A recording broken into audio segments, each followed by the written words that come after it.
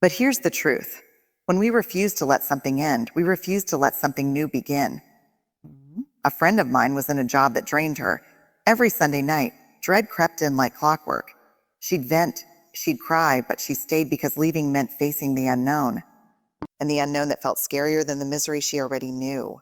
Sound familiar? We convince ourselves that holding on is strength. But real strength is knowing when to let go. And letting go isn't just a decision. It's a process. A messy, painful, beautiful process. Let it end. End. A chapter doesn't truly close if we keep our fingers wedged between the pages. The hardest part of moving on is accepting that something is over. And we fight it. We replay conversations, rewrite the past, search for second chances.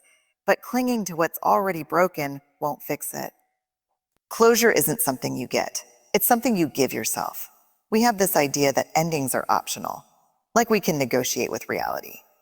We convince ourselves that if we just try a little harder, hold on a little longer, things will magically go back to the way they were. But the truth is that some things, some relationships, some dreams, some seasons of our lives are meant to end. And no matter how tightly we hold on, no matter how much we bargain, there comes a moment when we have to loosen our grip and let go. I had a friend, Jake, who spent years in a relationship that had already ended, emotionally, if not officially. He and his partner had stopped being them a long time ago, but neither of them could bring themselves to say the words out loud. He told me, "If I walk away, it means I failed." And I get that, I do. We tie so much of our worth to what we can hold on to. But staying in something that's already over isn't love, and it isn't loyalty. It's fear. And fear is a terrible decision maker. So why do we resist ending so much? Part of it is that we're wired to seek certainty. Studies in psychology show that our brains are more uncomfortable with the unknown than with known pain. That's why people stay in jobs they hate, relationships that drain them, places that don't feel like home anymore. Because even if it's miserable, at least it's familiar. The unknown that feels terrifying. The other part is grief. And I know grief is a heavy word, but endings are a form of loss. And loss, no matter how big or small, demands to be grieved. Whether it's a relationship, a job, a dream that didn't work out, or just an idea of how life was supposed to go, it's still something you hope for, something you invested in. And when it's over, it hurts. But here's where we get stuck. When we get stuck, we think that by refusing to let something end, we can somehow outrun the grief. We think that if we just keep holding on, if we check their social media one more time, if we keep the number saved in our phone, if we leave the door open just a crack, we won't have to feel the full weight of what's gone. But that's not how it works. Avoiding an ending doesn't prevent the pain, it just prolongs it. The moment we accept that something has ended, we give ourselves the gift of starting again. And that's not easy. It's not a light swing moment. It's a series of small, courageous choices. It's choosing every day to stop rewriting the past and start walking toward the future, even when you don't know what that future looks like yet. And let's be clear, acceptance doesn't mean you're happy about the ending. It doesn't mean you don't still wish things had turned out differently. It just means you've stopped fighting reality. And when you stop fighting reality, you free yourself to build something new. Maybe that's where you are right now. Standing at the edge of an ending, afraid to take the next step because you don't know where it leads. If that's you, I want you to hear this. It's okay to be scared. It's okay to grieve. But don't let the fear of the unknown keep you stuck in something that's already over. Let it end, because only when you let it end can you begin again. Let it hurt. I know this one is brutal, but pain doesn't disappear just because we ignore it. We have to feel it, sit with it, honor it. Research shows that avoiding emotional pain actually makes it last longer. Ever notice how pushing feelings down is like trying to hold a beach ball underwater? Eventually, it explodes back up. So let yourself grieve, cry in your car, take long, sad walks, give your pain a voice. Because when we name our emotions, we take away their power to control us. We don't like pain. We like distractions, solutions, quick fixes. We tell ourselves, if I just keep busy enough, if I don't think about it, if I move on fast enough, I won't have to feel this. But pain doesn't work like that. You can ignore it for a while, bury it under work, under Netflix, under a new relationship, but eventually it catches up to you. And when it does, it demands to be felt. I once talked to a guy who had gone through a really rough breakup. And instead of dealing with the pain, he threw himself into distractions. He traveled, picked up new hobbies, worked longer hours. To the outside world, he was thriving. But 6 months later, when he was alone in his apartment on a random Wednesday night, grief hit him like a freight train. Because that's the thing about emotions. We either feel them now or we feel them later. But either way, we will feel them. The research backs this up. Studies show that suppressing emotions doesn't actually get rid of them. It just stores them in the body. When we refuse to process sadness, it often resurfaces as anxiety, stress, even physical pain. And I don't know about you, but I'd rather face my emotions on my own terms than let them ambush me down the road. But feeling pain isn't the same as drowning in it. There's a difference between processing emotions and becoming them. You are not your heartbreak. You are not your grief. You are not the worst thing that's ever happened to you. Pain is something you experience. It is not your identity. So how do we let ourselves hurt without getting lost in it? First, we name it. Neuroscience tells us that simply labeling an emotion, this is sadness, this is anger, this is grief, reduces its intensity. That's because when we put words to what we're feeling, we shift from emotional overwhelm to emotional awareness. And awareness gives us power. Second, we stop apologizing for our feelings. How many times have you caught yourself saying, I shouldn't feel this way, or I should be over this by now? Listen, there's no timeline for healing. There's no right way to grieve. The only way out is through. And third, we create space for healing. We don't rush it. We don't force it. We let it unfold. Healing isn't about waking up one morning and suddenly feeling fine. It's about waking up and saying, today, I will be kind to myself. Today, I will take one step forward, even if that step is just getting out of bed. Even if that step is just breathing. I know it's tempting to run from the pain, to numb it, to busy yourself, to pretend you're fine. But when we refuse to let ourselves hurt, we refuse to let ourselves heal. So let it hurt. Let yourself feel it all. Because on the other side of pain is freedom. And you deserve to be free. Let it heal. Healing isn't passive. It's not about waiting for time to do all the work. It's about choosing every day to release bitterness, to stop rehearsing the what-ifs. It's about rebuilding yourself, sometimes from the ground up. And healing isn't linear. Some days you'll feel okay, and the next you'll hear a song or catch a familiar scent, and the grief sucker punches you all over again. That's normal. Healing is not the absence of pain. It's learning to carry it differently. We tend to think of healing like a straight road, point A to point B. But in reality, it's more like a winding trail full of detours and unexpected turns. Some days you'll feel like you've made progress, and then out of nowhere, something small, a place, a memory, a date on the calendar will bring it all back. And in that moment, it's easy to think I haven't healed at all. But that's not true. Healing isn't about never feeling pain again. It's about learning how to live alongside it without letting it control you. A friend of mine, David, went through a really tough divorce. And for the longest time, he thought healing meant getting to a place where he didn't think about it anymore. So every time the memories resurfaced, he felt like he was failing. Why does this still hurt? He'd ask. And I'd remind him, because it mattered. We don't heal by pretending something didn't affect us. We heal by acknowledging that it did and choosing over and over again to move forward anyway. One of the biggest myths about healing is that time alone does the work. Time heals all wounds. We've all heard it. But the truth is, time doesn't heal anything if we're not intentional about how we use it. Time can pass, but if we're still clinging to resentment, if we're still replaying the same painful stories in our heads, we stay stuck. Healing isn't about waiting. It's about participating. And healing takes courage, because sometimes the hardest part of moving forward is letting go of the version of ourselves that existed before the hurt. We hold on to the past because it feels familiar, even when it's painful. But growth asks us to step into the unknown. It asks us to trust that what's ahead can be just as beautiful, even if it's different from what we imagined. So, how do we let ourselves heal? We stop obsessing over closure.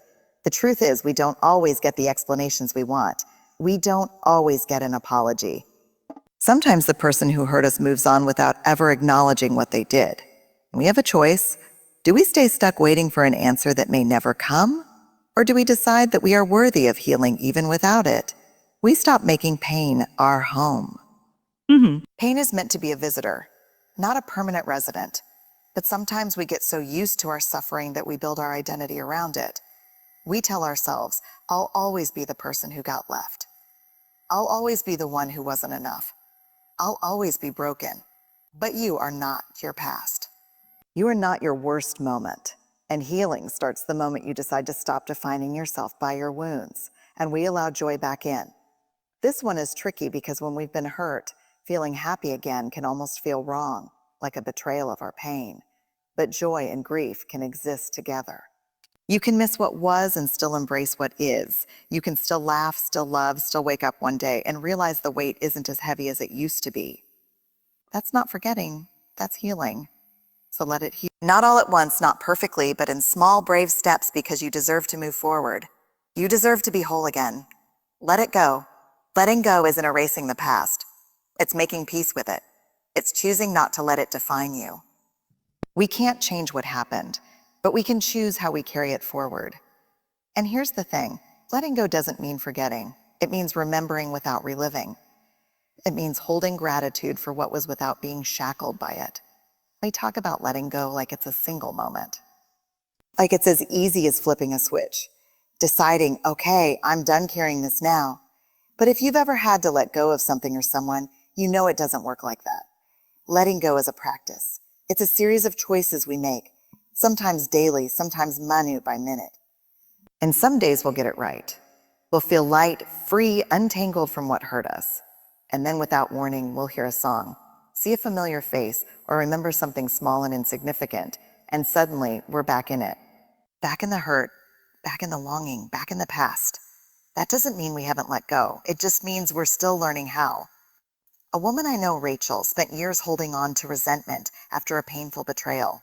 And I mean years. She told me, if I let this go, it's like saying what they did was okay. And I had to remind her, no, letting go isn't about them. It's about you. It's about deciding that you don't want to spend one more minute of your life being held hostage by something you can't change. That's the hard truth, isn't it? Holding on doesn't punish the past. It just keeps us stuck in it. We think that if we keep replaying the pain, if we keep analyzing what went wrong, we'll eventually find some answer that will make it all make sense. But most of the time, there isn't an answer that makes it make sense. Sometimes people hurt us in ways we'll never understand. Sometimes life doesn't turn out the way we thought it would, and no amount of holding on will rewrite the story. Letting go is an act of self-respect. It's saying, I deserve more than this weight I'm carrying. And it's terrifying because at least the pain is familiar. At least it gives us something to hold on to. But here's the thing about clinging to the past. It keeps both of your hands full. And when your hands are full, you can't reach for anything new. So how do we let go when we don't know how? We remind ourselves that closure isn't something we get. It's something we give ourselves. If you're waiting for an apology, for an explanation, for someone else to make it right, you might be waiting forever. Closure isn't a door someone else gets to close for you.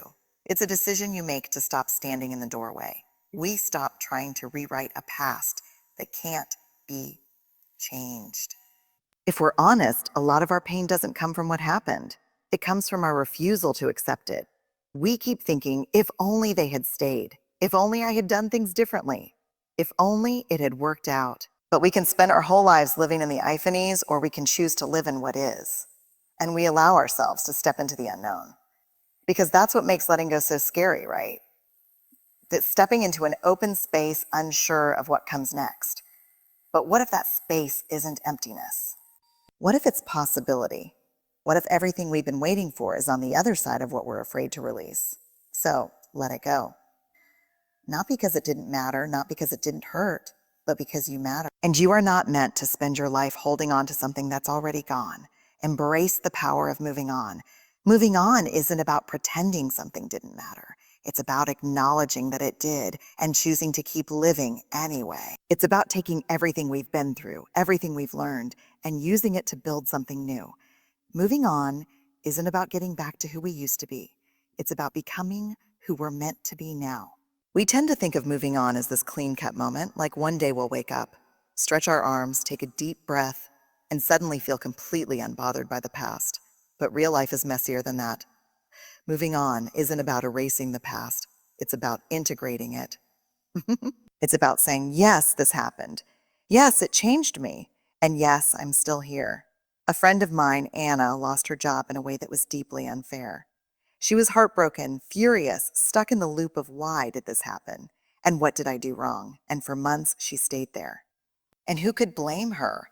Moving on felt impossible because moving on meant accepting that what was wasn't anymore. It meant stepping into the unknown. And the unknown, it's terrifying. But one day she asked herself, how much longer do I want this to be the thing that defines me? And that question changed everything. We don't move on because we get answers. We move on because we decide that our future deserves more of our energy than our past. And that's a decision we have to make over and over again. So what does moving on actually look like? It looks like forgiveness, not for them, but for you. You know, I know forgiveness can feel impossible, especially when the hurt runs deep. But holding on to resentment is like drinking poison and expecting the other person to suffer. It doesn't heal us. It just keeps us tied to what broke us. Forgiveness doesn't mean what happened was okay. It means we're refusing to let it own us anymore. It looks like rewriting the story we tell ourselves. If we keep telling ourselves, I was abandoned, I was betrayed, I failed, then that's the story we'll live in. But what if we reframed it? I learned, I survived, I am stronger because of this, and stronger because of this. The way we narrate our own lives shapes the way we experience them. Moving on starts with choosing a narrative that serves us instead of one that keeps us stuck. It looks like allowing ourselves to dream again.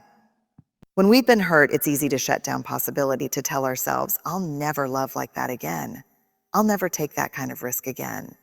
But healing isn't about building walls. It's about opening doors. Moving on is saying, I'm willing to try again. I'm willing to believe that what's ahead can be beautiful, even if it's different from what I imagined. And it looks like giving ourselves permission to be happy. Sometimes the hardest part of moving on isn't the pain, it's the joy. Because after we've spent so long grieving, happiness can feel unfamiliar. We wonder if it's too soon, if we're allowed to feel good again. But we are. You are. Moving on doesn't mean forgetting. It doesn't mean the past didn't shape you. It means you're choosing to live fully in spite of it. So, embrace the power of moving on. Not because it's easy, not because the past didn't matter, but because you matter, and you are meant for more than what you've left behind. Life will ask us over and over again to let go of things we thought we couldn't live without. And every time we'll be faced with a choice, stay stuck in what was or step bravely into what can be. Moving on isn't about never looking back. It's about looking back with love, with gratitude, with acceptance, and then turning forward because that's where life is happening. You are not what you lost. You are not your heartbreak, your failure past. You are so much more. You are everything you've survived. You are everything you've learned. And you are everything you still have yet to become. So let it end. Let it hurt. Let it heal.